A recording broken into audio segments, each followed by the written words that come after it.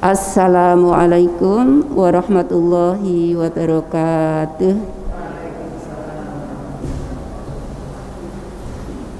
Alhamdulillahirabbil alamin. Allahumma sholli ala Muhammadin wa ala alihi wa sahbihi ajma'in. Amin. Amma ba'du. Bapak yang kami hormati dan dirahmati oleh Allah, temannya belum hadir ya Pak ya.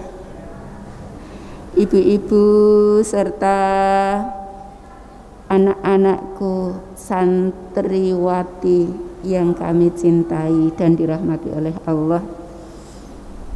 Segala puji bagi Allah yang menguasai segala alam. Salawat dan salam semoga tercurah kepada junjungan kita Nabi Agung Nabi Muhammad sallallahu alaihi wasallam, kepada keluarganya, kepada sahabat-sahabatnya, kepada umatnya yang mengikuti jejak Rasulullah sampai akhir zaman. Bapak dan para ibu yang dimuliakan Allah, baru saja kita kehilangan tokoh panutan Muhammadiyah, yaitu Bapak Profesor Dr. Muhaimin. Innalillahi wa inna ilaihi raji'un, yang wafat pada tanggal 9 Februari tahun 2022. Nanti kita takziah. Saya akan membacakan nanti takziah virtual, hasil dari takziah virtual almarhum Profesor Dr. Yahya Muhaimin. Para ibu, Allah berfirman di dalam surat Ali Imran ayat 104, A'udzubillahi minasyaitonirrajim. Bismillahirrahmanirrahim. Wal takum minkum ummatun yad'una ilal khairi wa ya'muruna bil ma'rufi wa yanhauna 'anil munkar wa ulaika humul muflihun. Dan hendaklah ada di antara kamu segolongan umat yang mengajak kepada yang ma'ruf dan mencegah kepada yang mungkar, dan mereka itulah orang-orang yang beruntung. Di sore hari ini sebelum Bapak DRSU Ali Rawuh Ustadz kita, perkenankanlah saya mengajak ibu-ibu untuk mengingat-ingat kita ini di Aisyah, di Muhammadiyah sudah lama ya Bu ya? Belum, saya baru aja, mungkin ada yang begitu. Sosok Bu saya pakai ini. Enggak apa-apa ya, saya jauh dari ibu-ibu ya.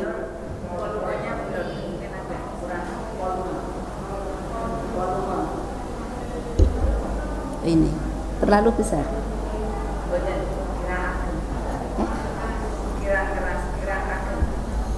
Kurang besar.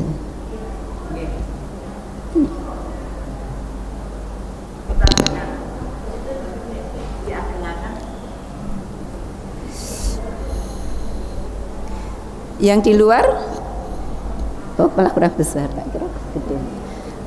Yang di luar bisa mendengar saya, ibu-ibu? Oh iya, terima kasih. Tadi Allah berfirman di dalam surat Ali Imran ayat 104, dan ini biasanya kita baca sebagai pedoman gerak kita untuk beramar ma'ruf dan nahi mungkar. Yuk kita mengenal apa to Muhammadiyah ki. Kok aku melu ngaji ning kene? Melu ngaji nggone masjid wong Muhammadiyah.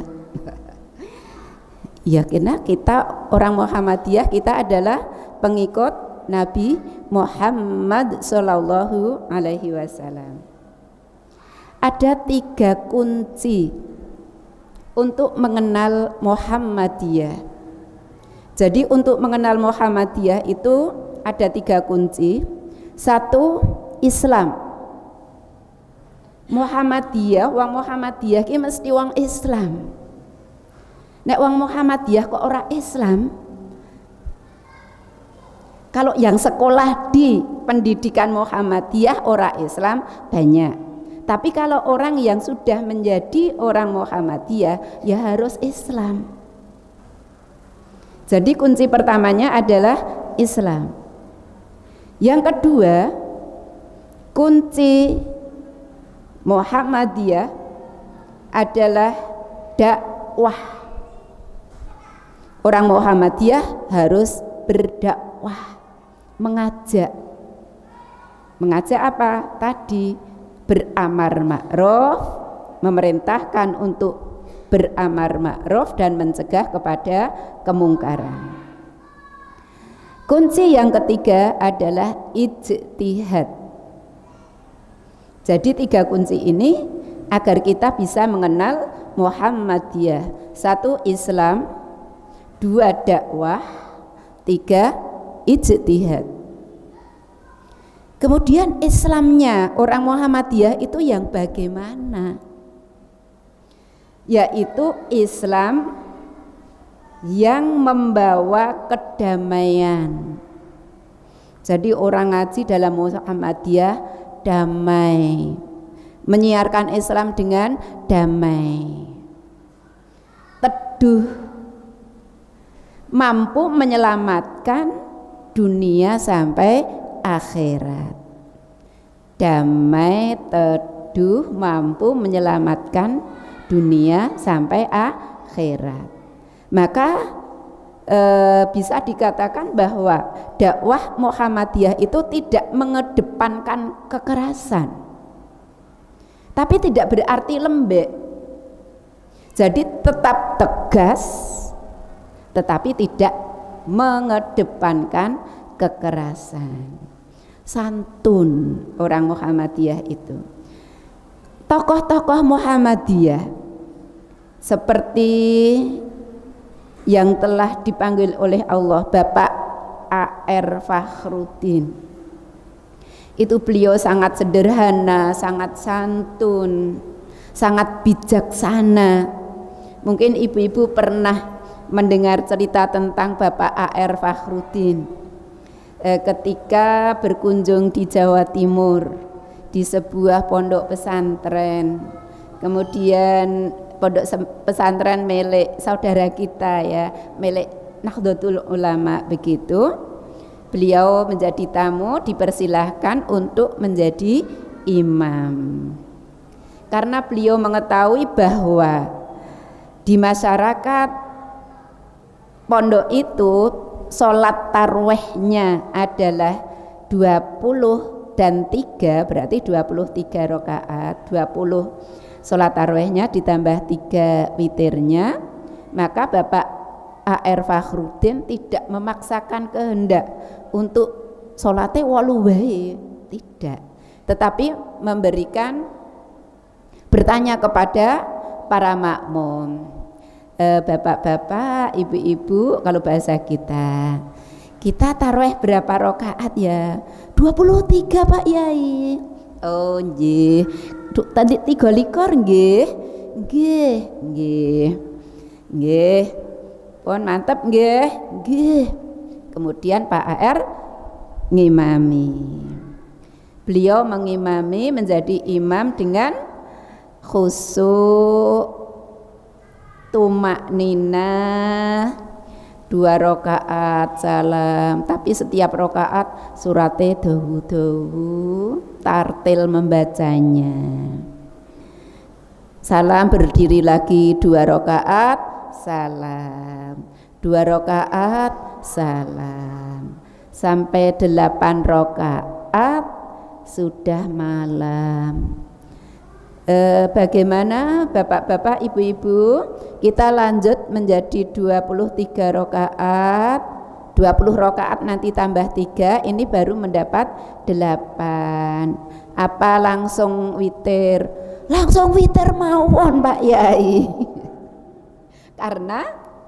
karena sudah, ya memang seperti itu seharusnya kalau sholat Salat tarawih mboten cepet-cepetan, tapi membacanya yang tartil. Sangat bijaksana sekali. Jadi kalau melihat cara menyiarkan Islam para tokoh-tokoh kita, yaitu Islam yang damai, yang teduh, yang menyelamatkan dunia sampai akhirat, tetapi tidak lembek, tegas, tetapi santun. Kemudian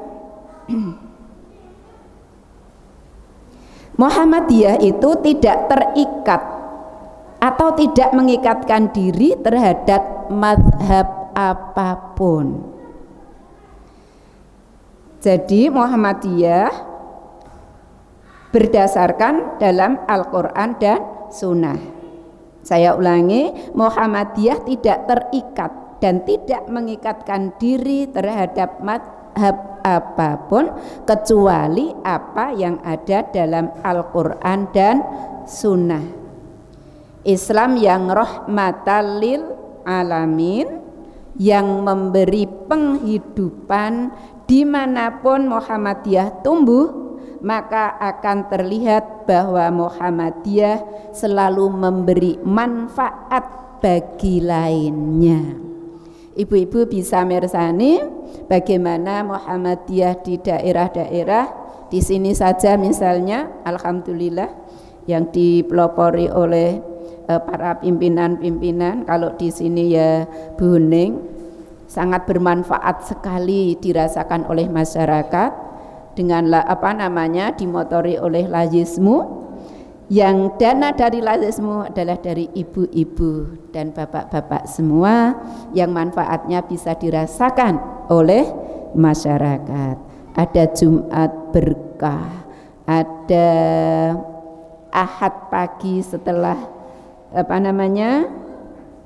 pengajian, ada sarapan bersama, ada santunan anak yatim, du'afa, dan banyak sekali program-program yang dilaksanakan oleh Lazismu bekerja sama dengan Muhammadiyah, Aisyah, dan ortom-ortom yang lain.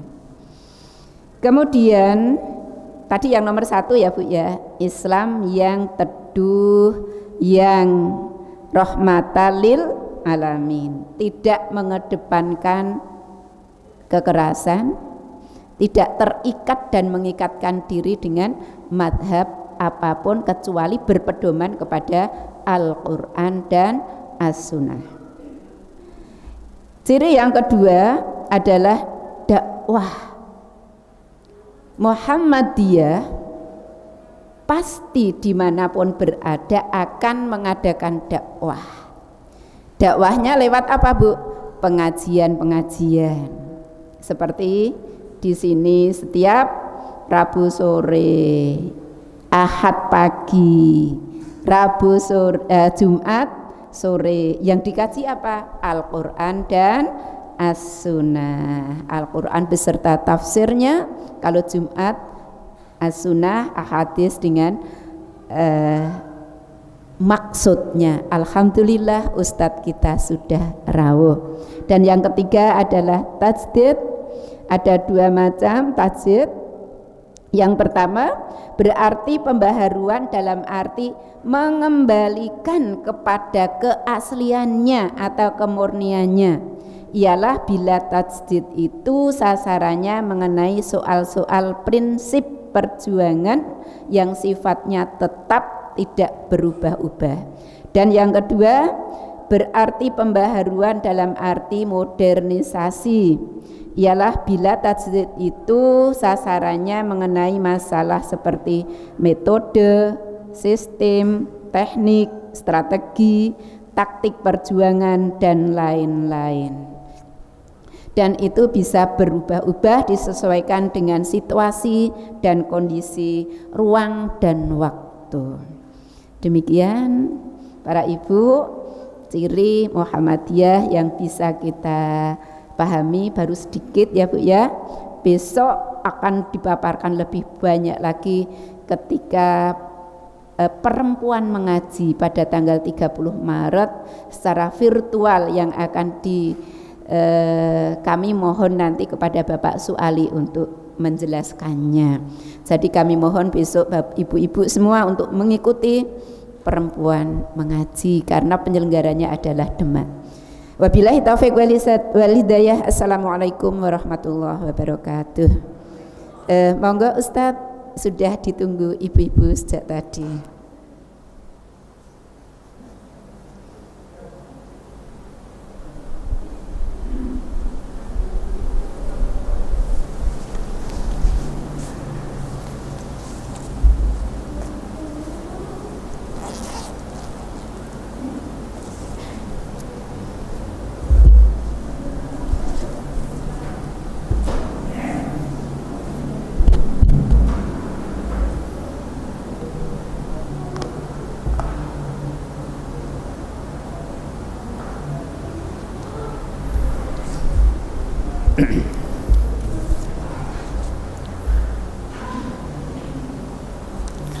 Assalamualaikum warahmatullahi wabarakatuh.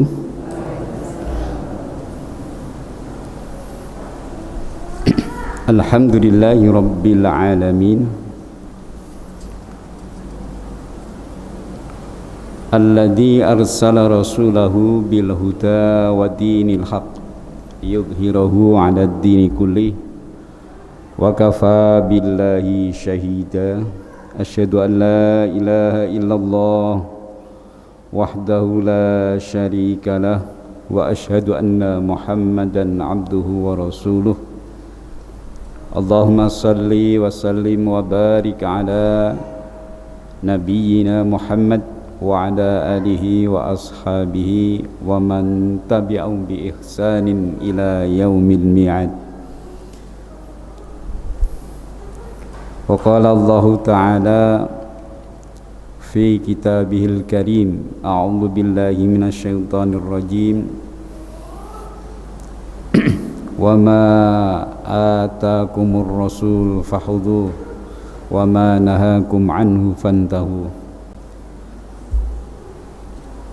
Bapak Ibu sekalian yang dirahmati oleh Allah, marilah pada kesempatan sore hari ini kita senantiasa berpuja puji syukur kehadirat Allah Subhanahu wa taala, karena sampai saat ini Allah senantiasa melimpahkan berbagai nikmat kepada kita, nikmat kesehatan, nikmat kesempatan, longgar waktu, longgar wakdal, lebih-lebih nikmat iman dan Islam. Salawat dan salam tidak lupa kita sanjungkan pula pada junjungan kita Nabiullah Muhammad sallallahu alaihi wasallam, Nabi panutan kita, uswatun hasanah bagi kita. Mudah-mudahan kita semuanya selalu bisa mengikuti dan berpegang teguh pada segala sunnah dan risalahnya, dan kita bisa beruswatun hasanah kepada beliau sekuat kemampuan kita dalam berbagai hal, lebih-lebih di dalam hal ibadah dan bermuamalahnya, terutama dalam bidang akhlak yang Rasulullah dijuluki oleh Allah sendiri sebagai wa innaka la'ala khuluqin adzim. Sesungguhnya kamu Muhammad sungguh berada di atas akhlak yang agung. Ini Allah yang memberikan predikat dan labelitas kepada beliau. Tidak ada orang di dunia ini yang diberikan labelitas langsung oleh Allah perihal akhlak yang agung. Itu hanya Rasulullah sallallahu alaihi wasallam. Untuk itu sudah sepatutnya dan sepantasnya serta seharusnya kita untuk selalu bagaimana beruswatun hasanah kepada beliau. Ibu-ibu yang dirahmati oleh Allah, pada kesempatan sore hari ini kita langsung melanjutkan saja biar tidak kewengen kunduri nggih. Mungkin ibu-ibu tadi belum memasakkan keluarga ya. Biar nanti ada kesempatan, mungkin ada yang puasa Daud yang butuh berbuka ya. Ada nggih? Jamaah ini ada yang Daud nggih? Daud bukan Daud winah mboten. Daud puasa gitu ya. Nek kula niku dereng saged puasa rutin. Ya.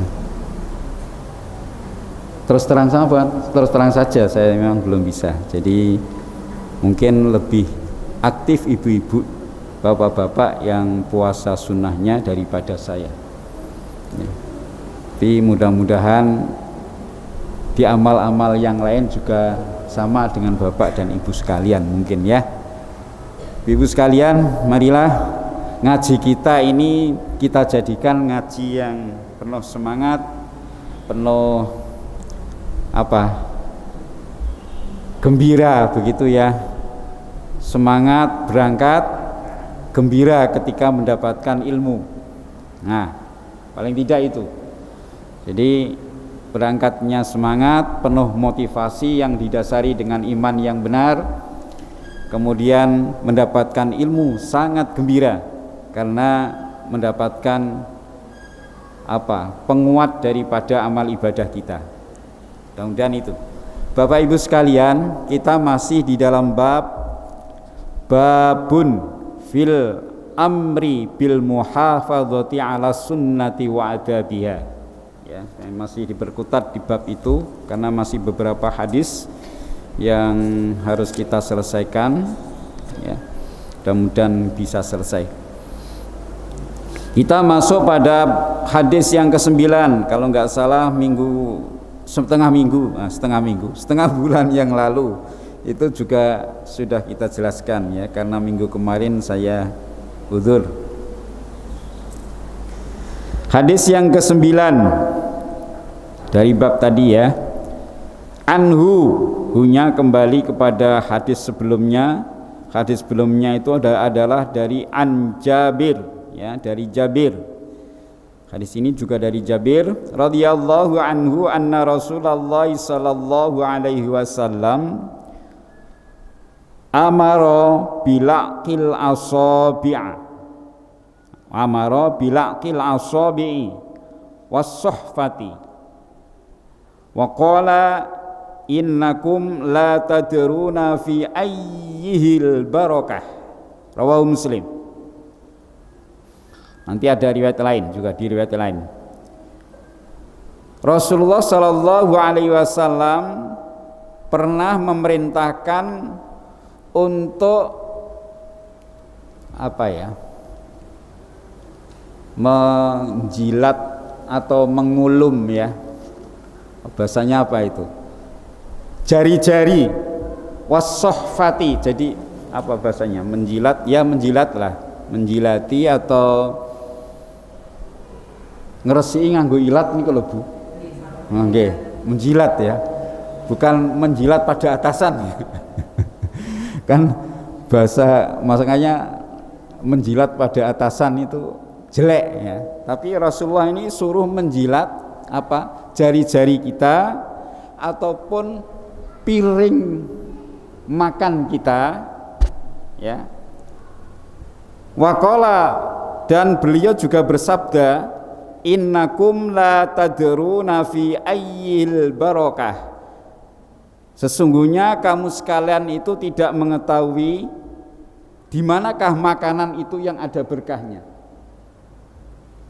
Makanya dijilat. Jadi sebelum wijik atau sebelum membersihkan tangan kita itu, maka tangan kita dijilati sik. Mungkin ada di antara kita ibu-ibu mungkin dah jijik Pak, tangan-tangannya dia kok jijik. Wong mau ya saurunge dijilati ya blang-bleng nggih mboten? Nggih ta? Urung didilati blang-bleng bareng kon jilati jijik. Nah, padahal tangannya sendiri. Ya. Alasannya apa? Rasulullah memerintahkan kalau etika makan seperti ini. Innakum la tadruna fi ayyil barakah. Karena kamu tidak tahu dalam makanan yang kamu makan tadi berkahnya di mana. Kita nggak tahu. Bisa saja di makanan yang di depan, bisa saja justru sisa-sisa makanan yang tidak bersihkan itu berkahnya di situ. Ya, ini. Nah, saya biasa itu. Kalau pakai sendok ya sendoknya tak dilatih sampai bersih. Kecuali kalau memang ininya baru tidak menerima. Nah ya lain lagi itu. Wes wareg ditetel malah bahaya itu. Jadi kalau sudah kenyang ya sudah. Oleh karena itu kalau ngambil makanan itu jangan apa ya istilahnya berambisi lah. Wah kita ke lawe nak langsung nyiduke sego menggunung ya, ditambah sayur. Kita itu kadang-kadang ngambil nasinya sedikit, sayurnya banyak, tiba-tiba apalagi kalau sudah di itu Pak, pertemuan di hotel itu. Sidik loh, aku menjepuk nasi hanya sedikit kok jadinya segini. Ya. Karena semua itu masuk itu. Oseng-oseng, jentut, semua masuk ini. Jadi akhirnya banyak itu. Jadi kalau sudah itu ya diperkirakan lah. Ini saya teringat pada satu kasus ya, ketika jamaah haji kita itu. Jadi jamaah haji kita itu kadang-kadang yang gerangsangnya ora terkendali nih. Nggih. Terus makanan dalam satu buffet ya, satu tenda gitu, itu jatahnya ya sing warga tenda itu kan jelas harus diukur toh, orang sekian jatahnya mesti sekian gitu. Kadang-kadang yang di depan itu saking beronto nih ya, ngambil itu ya Allah nasinya mundung wis kaya kae ning ngomane arep macul no kaya ya, kemudian sayurnya sembarang dilebokke ning piring, akhirnya munjung gitu, bareng makan ndak habis, sementara kawannya yang bagian belakang nggak kebagian. Ini yang kadang-kadang saya katakan nggak kira-kira lah, jadi ora kira-kira mangan seperti itu. Maka disinilah Bapak-bapak sekalian, di dalam hadis ini tadi itu kalau Rasulullah suruh menghabisin, maka kalau menghabisin itu ya diukur, habis enggak guys saya ini nanti. Kalau kira-kira habis ya sudah, kalau enggak habis kurangi ya, daripada mubazir tadi. Ini hadis yang riwayat yang pertama mengatakan seperti itu. Alasannya kenapa Rasulullah memerintahkan agar itu dibersihkan, sampai jari-jarinya juga suruh bersihkan, piring tempat makan itu juga suruh bersih. Jadi kalau makan yang bersih itu.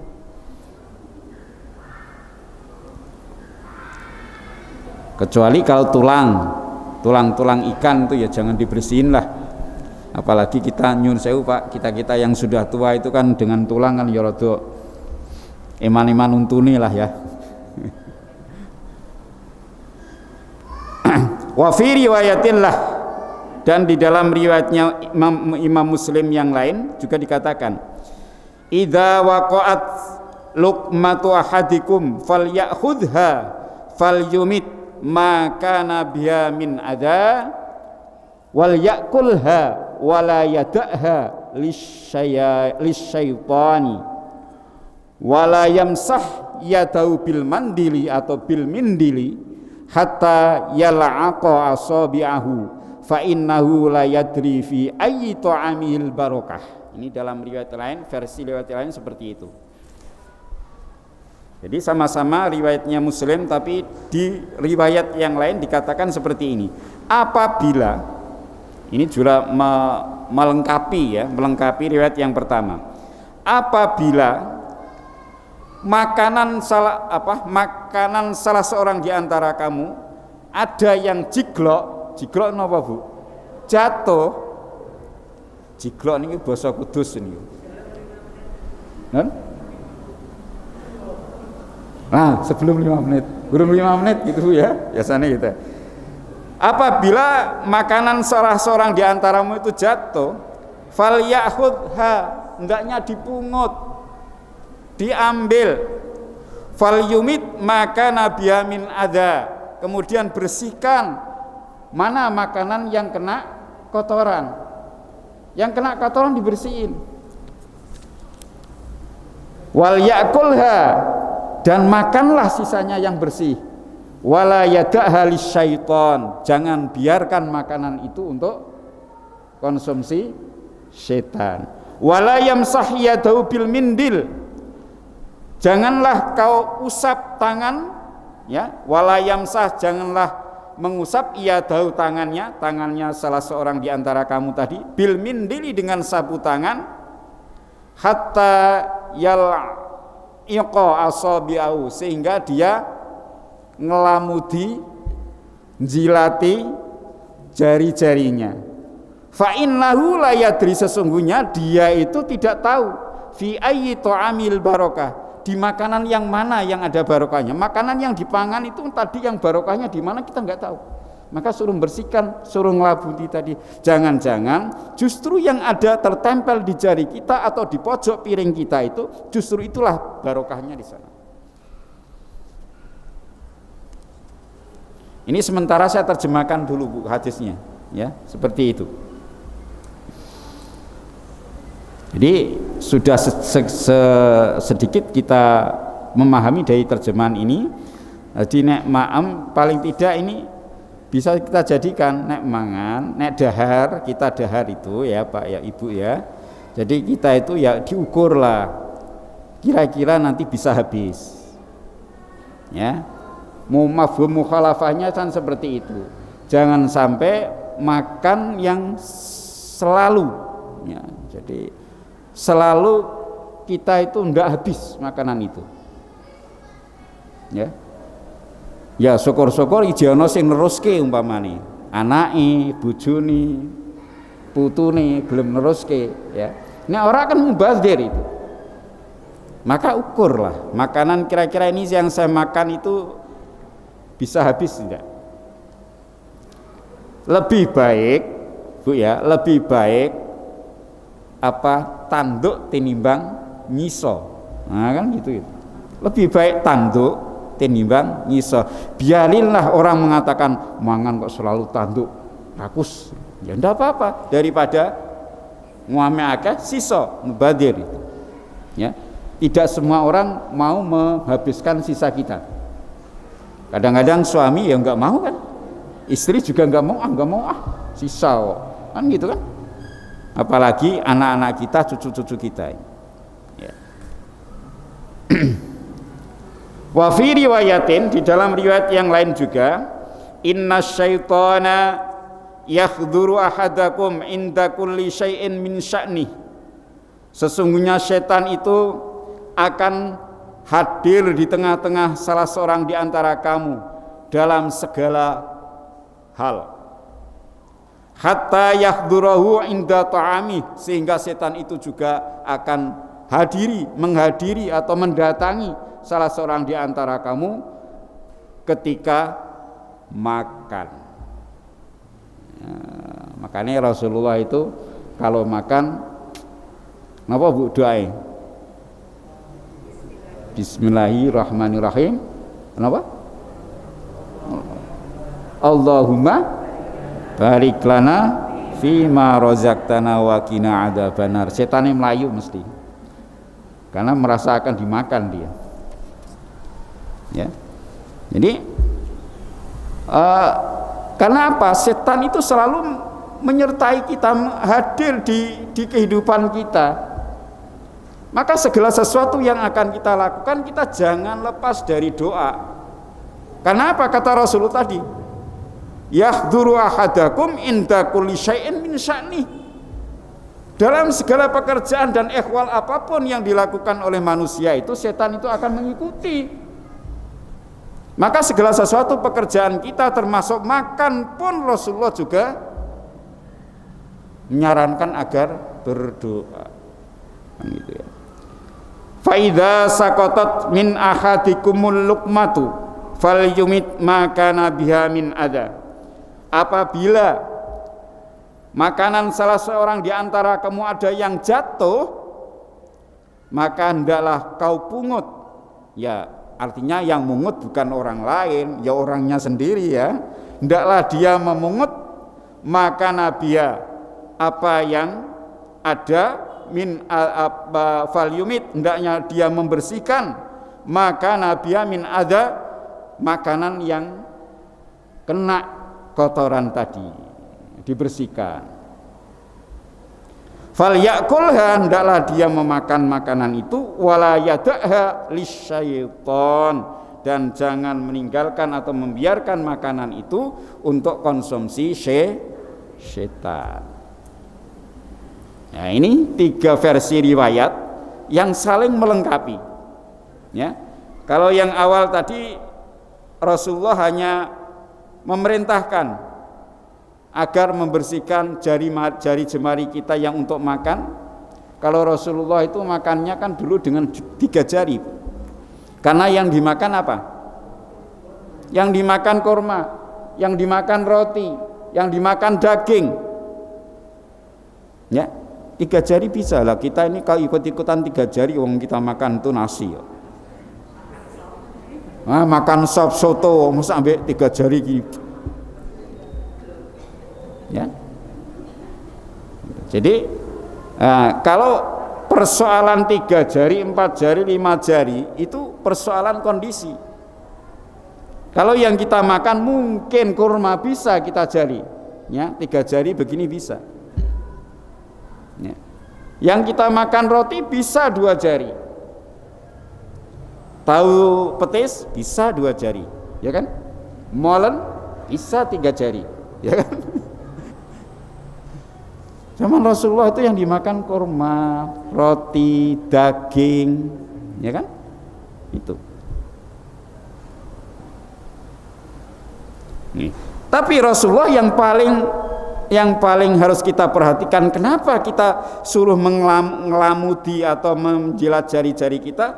Rasulullah sudah memberikan satu alasan. Alasannya adalah karena makanan yang kita makan itu, kita tidak tahu di mana letak berkahnya makan yang kita makan. Doa kita kan sama kan? Doa kita tadi kan mengatakan Allahumma barik lana fima rozaqtana. Ya Allah, berikanlah berkah kepada kami apa yang telah Engkau rezekikan yang aku makan ini. Wa qina adzabannar, dan jagalah kami dari api neraka. Jadi Bapak Ibu sekalian, maka berkah makan itu intinya di berkah. Berkah itu kalau menurut para ulama mengartikan ziyadatul khair. Berkah itu tambahnya kebaikan. Dengan makan akan memberi berkah pada tubuh kita, jadi sehat. Kalau tubuh sehat maka ibadah kuat, kenceng, kan gitu kan? Coba kalau tubuhnya sedang tidak sehat, ngarep ngadeg rengkeng-rengkeng, ngadeg suwe sithik silaing gliyeng, ya kan? Ya itu kalau kondisi tidak, makanya makan berkah itu menjadikan satu efek fisiknya pasti sehat. Ya. Kemudian berkah itu mesti mengenyangkan dalam efek fisik, mengenyangkan, menyehatkan. Tapi jangan ditafsir menggemukkan, ya belum tentu orang gemuk banyak berkah loh Bu. Itu nyindir saya yang kurus ya. Jadi belum tentu berkah itu ya ziyadatul khair tadi. menjadikan badan kita sehat, kemudian giat beribadah, giat bekerja, ya, dan lain sebagainya. Ini artinya berkah hidup, apa makanan yang kita makan. Walaupun ukurannya tidak terlalu bergizi, tidak terlalu mewah, tapi berkah. Maka yang hidup ini yang kita minta itu berkah. Berkah itu tambahi kebaikan. Ya. Ya, ini hadis yang pertama tadi Rasulullah mengatakan seperti itu. Kemudian ketika kita makan itu kan sering ada makanan-makanan yang terjatuh. Ya. Umpama garpu ini sendok. Dagingnya rada alot. Ngomong-ngomong dengan sendok begini melesat, jatuh. Apa kita biarkan? Kata Rasulullah, enggak. Ambil itu. Kata budaya tadi, urung 5 menit. Urung 5 detik. 5 menit. Itu ya. Jadi ambil, kata Rasulullah memang suruh ambil. Kemudian yang ada kotorannya itu dibersihin. Ya, dibersihkan. Bahkan di dalam penjelasan kitab ini mengatakan yang ada kotorannya disingkirkan, ya, dibersihkan, setelah itu dimakan kembali. Kalau sampai enggak bisa, Pak, karena bawah makan kita itu ada najis. Tapi biasanya nek sing jenenge ruang makan itu kan ya bersih ya. Masa ada itu mungkin makannya di pasar. Ya, dia jual daging ayam yang mungkin bawahnya itu banyak kotoran umpamanya. Ya, kalau seperti itu, kata penjelasan hadis ini, jangan biarkan makanan itu ada di situ, tapi dibersihkan kemudian diberikan makanan kepada hewan. Jangan sampai disantap oleh setan. Sampai seperti itu, Pak. Itu cara kita. Tapi kalau memang tempatnya itu bersih, ambil, bersihkan yang ada kotorannya. Kalau toh mungkin harus dicuci, cuci. Pak, opor dicuci, Pak. Habis bumbunya. Ya kan? Kutuk semur dicuci, Pak. Ya, rasa semurnya hilang. Tapi karena memang tadi kata Rasulullah, kalau memang butuh dicuci, dicuci. Kalau kita tidak puas, kalau hanya dibersihkan begini masih ragu, masih gamang, cuci aja. Engko cemplungke nggon bumbu meneh. Itu kata Rasulullah. Jadi jangan sampai dibiarkan makanan jatuh atau sisa makanan itu untuk disantap oleh setan.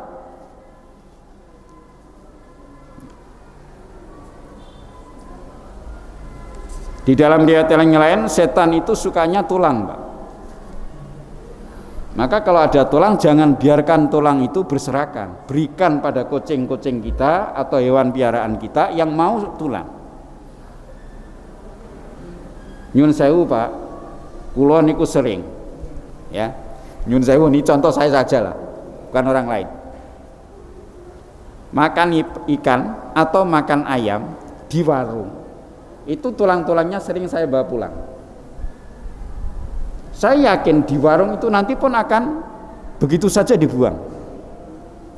Ya. Saya bawa pulang karena saya punya kucing. Jadi ingat kucing, ketika makan ingat kucing. Ini cocok ini nanti. Kucing ini masih jadi kenyang ini nanti. Jadi tulang atau kan kepala ikan itu kan kita kan enggak kepala ikan itu udah berikan kucing tuh senang sekali kucingnya. Itu dalam rangka apa? Dalam rangka tadi agar sisa makanan kita itu tidak disantap oleh makhluk Allah yang namanya syaitan, jin dan sebagainya itu. Okay. Ini. Kemudian di riwayat yang lain tadi dijelaskan, jadi jangan sampai kita itu membiarkan makanan tersisa itu baik di jari maupun di piring kita, kalau piring itu nanti dicuci, kemudian jari ini nanti kita biasanya sebelum cuci tangan kan pakai tisu ya. Kalau enggak sapu tangan kan di warung di tempat kita biasanya sedia tisu, diobati dengan apa? Diusapi dengan tisu. Sebelum itu lamudi dulu sampai habis. Tadi Pak ngoten kuwi lah sudah dong. Tadi saya katakan kalau saya dengan sendok mesti bersih. Di piring bersih. Ya. Apalagi kalau makannya ini cocok. Masakannya cocok. Wah, bersih. Tidak cocok pun berusaha untuk bersih. Kalau tidak cocok kan ngambilnya tadi arah-arah kan. Pakai kira-kira kan ya. Supaya nanti bisa habis. Tapi nek wis mela-mele Bu, ya memang apake meneh. Weteng wis warak dipaksa kon mangan meneh. Mertamu gitu kan. Waduh, padahal ngambilnya sithik. Ternyata mungkin masakannya enggak cocok gitu ya. Mela-mele enggak habis ya. Dihabis-habiskan kok lama sekali ngunyahnya. Kalau makanannya enggak selera itu kan ngunyahnya kan lama Bu ya. Betul ya? Jadi tapi nek makanan itu selera, lah jangankan 30 kali kunyah, baru 15 itu udah habis. Itu kalau sesuai dengan selera kita kan gitu. Jadi itu. Jangan diusap dulu sebelum dibersihkan dengan tadi menjilat. Karena di sana kita tidak tahu mana yang ada berkahnya di sana. Jangan nek hadis ini kalau saya kok tidak usah direkayasa, ora usah ditafsiri dengan macam-macam. Wong jelas Rasulullah mengatakan seperti itu. Ya, jadi enggak usah pakai tafsir-tafsir yang macam-macam lah, ya. Ya, zamannya Rasulullah itu kan makan kurma, bisalah dijilati loh. Kita ya sama-sama kan. Makannya makan nasi, makannya makan soto, makan soto, makan sop dan sebagainya. Itu bersihkan. Saya sering kok Bu, sisa itu tak kokop kok. Betul. Sisa kuah sayur ya, sering itu kita kokop gini piringnya. Nah itu yang ngajari ya mak saya dulu ketika kecil, ojo mangan nyisani mengko ndak pitike mati. Kan gitu. Bahasanya orang tua dulu kan gitu. Ojo nyiso ndak pitike mati. Ya. Itu sehingga sisa kuah pun kita habisin. Ya diarani ngrangsang ya lah. Kadang-kadang orang wong kok ngrangsangi ngono ya.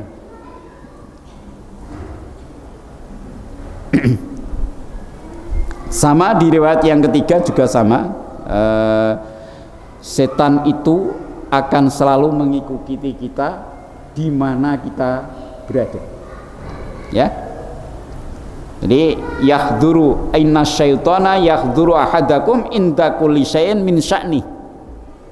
Sampai termasuk ketika kita makan pun setan hadir. Maka perintah Rasulullah tadi, kalau ada yang jatuh ambil, bersihkan, kemudian dimakan. Menurut teori kesehatan saya nggak tahu.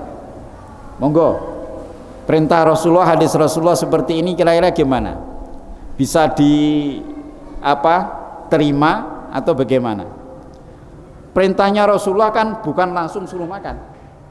Bersihkan dulu. Bahkan penjelasan hadis nek perlu dicuci. Ya, kalau itu bentuknya barang nek sego dicuci ya. Itu ya bukan gitu maksudnya. Jadi itu ibu-ibu sekalian, inti sekarang faedahnya apa? Ada faedah dari hadis ini yang bisa kita ambil. Qala al-Qami fi Khosyatil Jami' As-Shaghir, ya, dalam kitabnya Khosyatul Jami' As-Shaghir.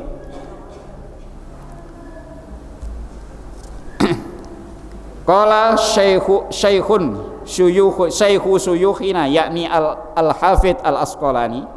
Imam al-Asqalani pernah mengatakan waqwa min hadisi Ka'ab bin Ujrah inda Tabrani fil Awsat sifatul la'qil asabi. Jadi cara bagaimana mengulum atau menjilati tangan jari-jari tadi. Ra'aitu Rasulullah sallallahu alaihi wasallam ya'kulu bi asabi tsalath bil ibhami wallati taliha wal wasati. Jadi Rasulullah itu pernah makan makan. Rasulullah itu makan dengan jari-jarinya 3. Tadi yang saya katakan jari-jari 3, yaitu iki, kemudian jari tengah dan jari ini, kemudian summa ra'aituhu yal'aku as-salasa qabla ayyamsaha. Kemudian aku melihat, ini kata siapa tadi? Ka'ab bin Ujrah, Jadi Ka'ab bin Ujrah. Kemudian aku melihat beliau menjilati ketiga jari tadi sebelum beliau mengusap atau mengusapnya. Mengusap dengan mungkin mindil tadi sapu tangan dan sebagainya. Jadi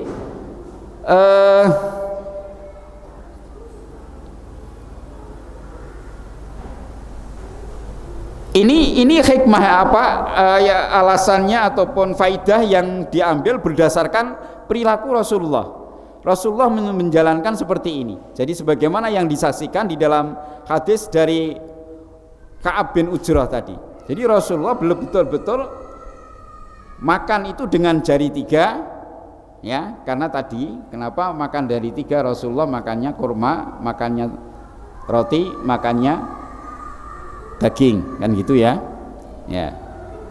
Ini ada yang mengatakan kenapa makan dengan jari 3? Karena Rasulullah itu makannya pelan.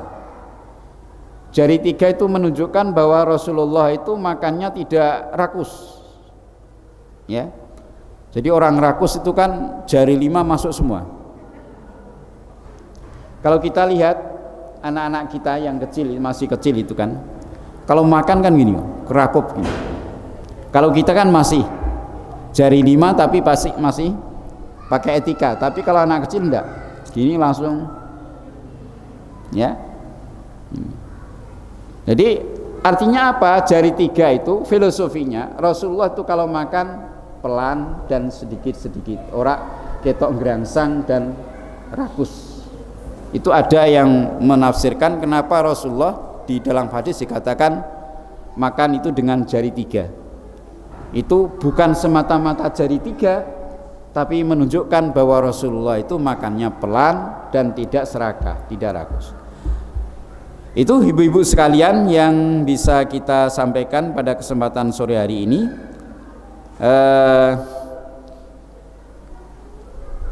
Mudah-mudahan bisa kita pahami.